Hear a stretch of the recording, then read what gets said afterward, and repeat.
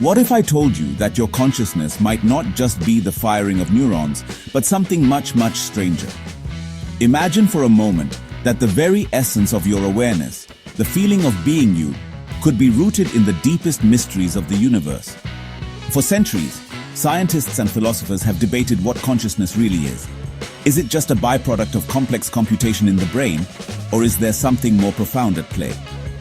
Today, we're diving into a theory that challenges everything we think we know about the mind. Enter the Orchestrated Objective Reduction theory, or Orch-OR for short, a mind-bending idea dreamt up by Nobel Prize-winning physicist Sir Roger Penrose and anesthesiologist Dr. Stuart Hameroff.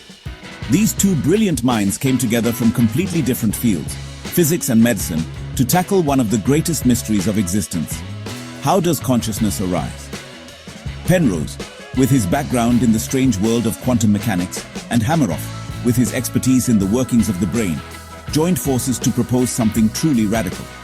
Most mainstream neuroscientists see the brain as a kind of biological supercomputer, processing information through vast networks of neurons and synapses.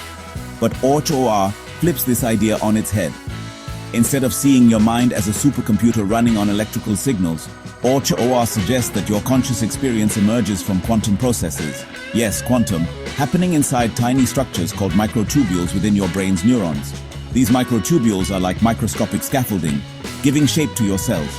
But according to Hameroff and Penrose, they might also be the stage for quantum events that give rise to consciousness itself. According to Penrose, each moment of awareness is tied to a quantum event. A wave function collapse inside these microtubules. Wild, right? In quantum physics, a wave function collapse is when a particle state becomes definite, rather than existing in a blur of possibilities. Penrose believes that these collapses aren't just random, they're orchestrated, and when they happen in the brain's microtubules, they create the flashes of consciousness that make up our experience of reality. In other words, your thoughts, feelings, and sense of self might be the result of quantum events happening billions of times every second.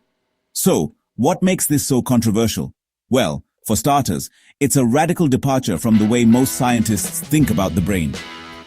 The idea that quantum mechanics, a field usually reserved for subatomic particles and high-tech labs, could play a role in something as warm, wet, and messy as the human brain is almost heretical in neuroscience circles. The debate has sparked heated arguments at conferences and in academic journals, with some researchers calling Orch-OR a bold leap forward, and others dismissing it as pure speculation. Well, critics argue the brain's far too warm, wet, and noisy for quantum magic. Quantum effects are famously delicate. They're easily destroyed by heat, movement, and interference from the environment. The brain, with its constant electrical activity and chemical reactions, seems like the last place you'd expect to find quantum coherence. Detractors say that any quantum state in the brain would be wiped out almost instantly, long before it could have any effect on consciousness. Quantum states are notoriously fragile, and physicist Max Tegmark famously calculated they'd last for just a fraction of a trillionth of a second in the brain, hardly the stuff of thoughts. Tegmark's calculations seem to slam the door on the idea of quantum consciousness, suggesting that any quantum information would decohere or fall apart almost instantly in the brain's hot, noisy environment. For many, this was the final nail in the coffin for Orch-OR. But new experiments are stirring things up. In recent years, researchers have started to find hints that quantum effects might be more robust than we thought, even in biological systems. Advances in technology have allowed scientists to probe the brain and other living tissues at unprecedented scales, revealing surprising results that challenge the old assumptions. For example, researchers recently found that rats with stabilized microtubules stayed conscious longer under anesthetic. This suggests that microtubules might play a direct role in maintaining consciousness, and that disrupting them can actually switch consciousness off. It's a tantalizing clue that these tiny structures could be more important than anyone realized, and it's forcing scientists to take a second look at the Orch-OR theory. And at Howard University, scientists observed quantum effects in microtubules that lasted way longer than skeptics believed possible. These experiments showed that quantum coherence could persist in microtubules for timescales that might actually be relevant to brain function. If these findings hold up, they could rewrite our understanding of what's possible in the brain and open the door to a whole new field of quantum biology. Even more fascinating, some physicists now point to quantum tricks in nature like photosynthesis, happening in equally warm, messy environments. In plants, quantum coherence helps shuttle energy with incredible efficiency, even in the chaotic conditions of a living cell. If nature can harness quantum effects in plants, why not in the brain? This discovery has inspired a new wave of research into quantum biology, with scientists searching for other examples of quantum phenomena in living systems. Maybe, just maybe, quantum mechanics is sneakier than we thought. The universe is full of surprises, and the more we learn about quantum physics, the more it seems to defy our expectations. Could it be that the same rules that govern the behavior of atoms and particles also shape our thoughts and feelings? The idea is both thrilling and unsettling, and it's pushing scientists to rethink the boundaries between physics, biology, and consciousness.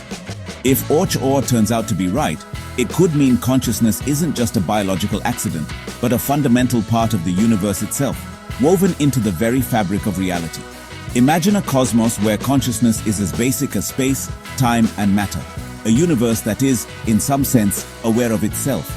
This would be a paradigm shift not just for science, but for our understanding of what it means to be alive.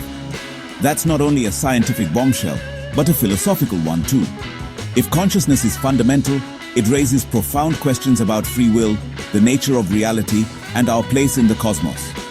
Are we just observers, or active participants in the unfolding of the universe? Could consciousness exist outside of biological brains, or even persist after death? These are questions that have fascinated thinkers for millennia, and Orch-OR brings them back to the forefront of scientific debate. Are we quantum beings, connected in ways we can barely imagine?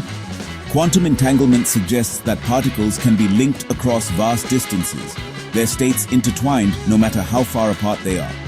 If consciousness is truly quantum, could our minds be entangled with the universe itself, or even with each other? It's a mind-boggling possibility that blurs the line between science and science fiction. The debate is far from over, but one thing's clear: the mystery of consciousness just got a lot weirder. As new evidence emerges and old assumptions are challenged, the quest to understand the mind is entering a bold new era. Whether Orch-OR is ultimately proven right or wrong, it's forcing us to ask deeper questions about who we are, and what it means to be conscious in a universe full of mystery. What do you think? Is your mind a quantum machine? Could the secrets of consciousness be hidden in the strange world of quantum physics? Or is the answer still out there, waiting to be discovered? Drop your thoughts below, and let's keep the conversation going. The journey to understand consciousness is just beginning, and your perspective could be the next piece of the puzzle.